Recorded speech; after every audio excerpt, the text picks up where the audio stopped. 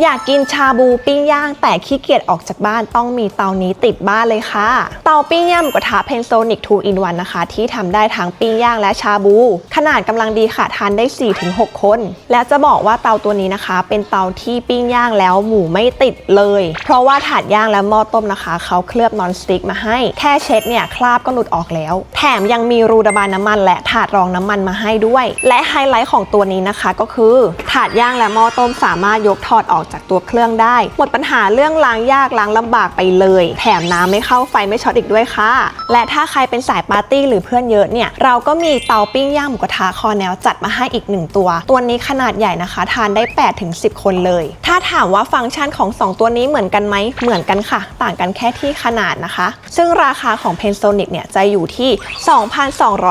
2,250 บาทและคอแนวอยู่ที่ 2,599 บาทอยากกินเมื่อไหร่ก็จัดได้เลยไม่ต้องออกจากบ้านPensonic, your enjoyment.